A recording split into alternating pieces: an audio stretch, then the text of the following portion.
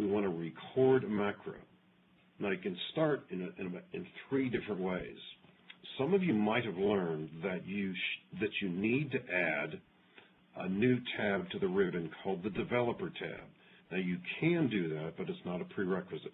I'm going to do it now just to show where it is and show you why you might want to use it eventually.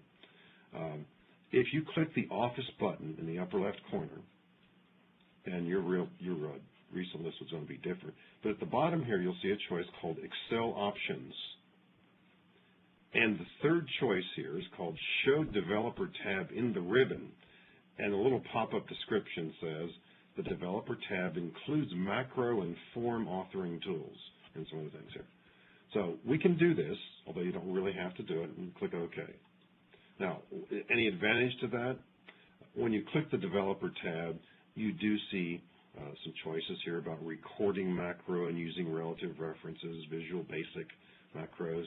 And there's nothing wrong with this, and some people prefer to use this rather than the other techniques we're going to show you. But we don't need to use it necessarily, so I'm going to click back on the Home tab. We can leave the Developer tab there or get rid of it. Another way to start a macro, let's say we use this way. Click the View tab. Now, just a quick reminder here. Before recording a macro, what we want to do, like in this example, is click on only one cell. Now, I don't think this is intuitive exactly, but if, for example, if we had 3 or 4 cells highlighted, you know how you just happen to do it once in a while, if you've got some cells highlighted, the feature that we're about to show you, if you were to look for constant values, it would only look within the highlighted selection. Excuse me. If you click on one cell, it's going to look in the entire worksheet. So let's suppose the active cell is on one cell here. And we want to activate the macro recording process. So on the View tab in the ribbon, click it. The rightmost button, we see Macros. There's a drop arrow. Record macro.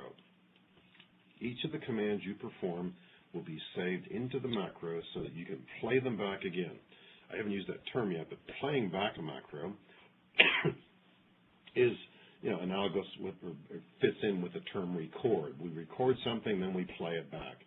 Often you'll hear the word, I'm going to run my macro, same idea, or I'm going to execute it, same idea. So we want to record a macro.